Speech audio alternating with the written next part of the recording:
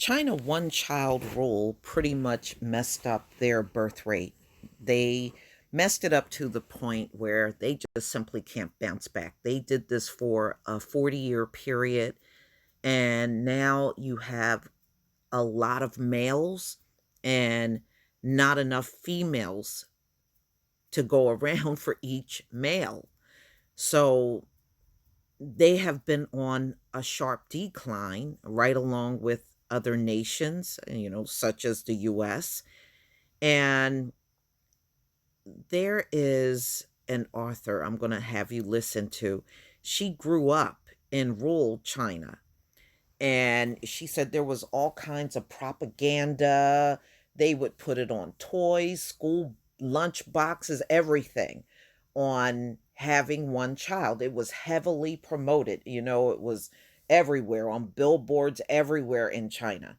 And to have more than one child was shameful. They made you feel ashamed that you had more than one child.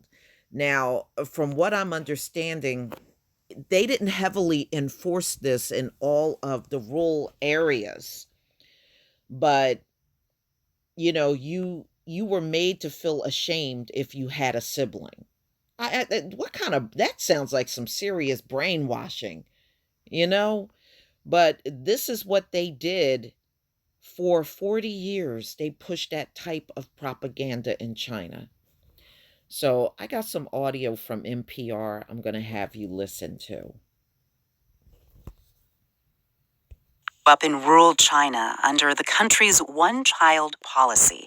And as a kid, she remembers seeing propaganda promoting the policy everywhere. At some point, it just became a normal part of life, just like the air, the water, the tree, and you just stop paying attention, stop questioning because it has always been there. There were propaganda matchboxes, lunchboxes, murals, and songs on TV.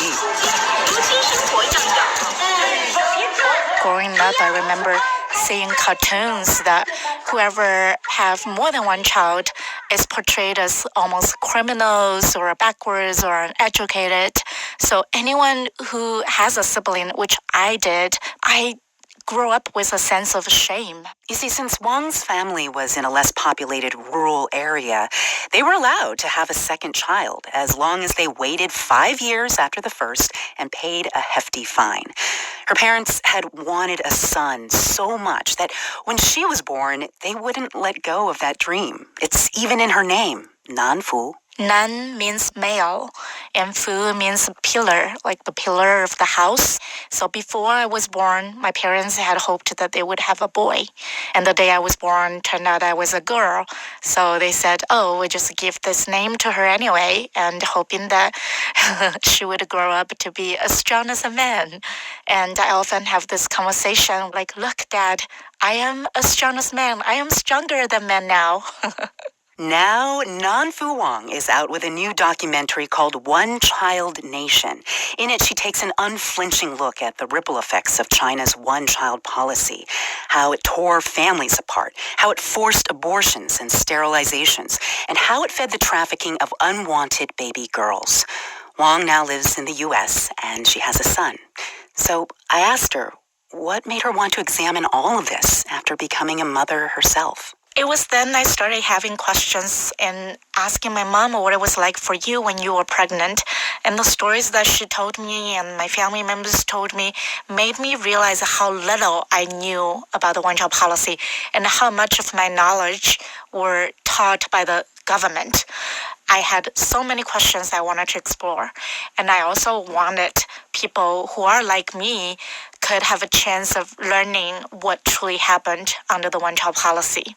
I mean, what's really striking about your documentary is that it comes from this very personal place. Like, you interview your own family members about some very painful moments. For example, your uncle, he talks about abandoning his baby girl so he could try for a son. And this baby girl dies because no one picked her up after several days. I was just wondering the whole time I was watching, what did that take for you to coax your close family members to open up about such painful decisions they made? It was really challenging to approach my family and request an interview. It was more difficult than asking a stranger because I knew my uncle, and there were so many times I mastered my courage and tried to ask him, "Hey, uncle, can I talk to you about this?" But then I knew that he had not talked about it for decades. And so several times I almost brought it up and I couldn't. And eventually, when I finally did, it was the first time that we had a parent to parent conversation. Yeah. As a mom myself, I couldn't imagine any parent would abandon, give away, and see the child die. And how could you do it?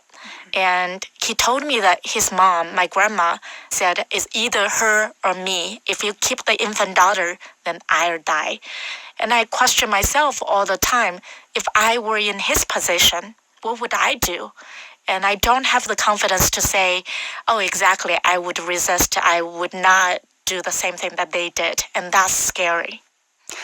There's this moment when you're interviewing your own mother on camera, and she is talking about how the village tried to force her to be sterilized, but your grandfather intervened, and your mother, even now, still defends the one-child policy. She said people would starve otherwise. Can you understand at some level where your mother and others like her are coming from when they're still supporting the policy? Does that make any sense to you? At first, it didn't make any sense, and I was very, very surprised. And even till today, my mom had seen the finished film, and she still believed that the policy was necessary. And looking back, I just understood how powerful the propaganda was. The narrative about the one-child policy, the dominant one is it contributed to the economy. Otherwise, the entire China would starve to death.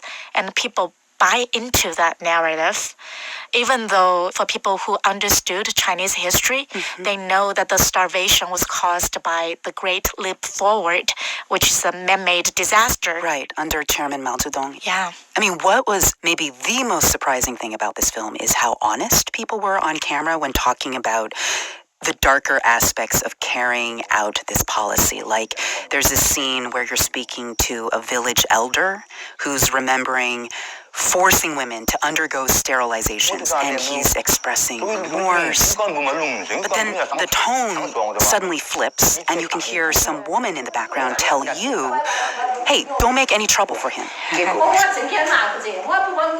Can you talk about what people like this village elder and others were risking to go on camera with you like that?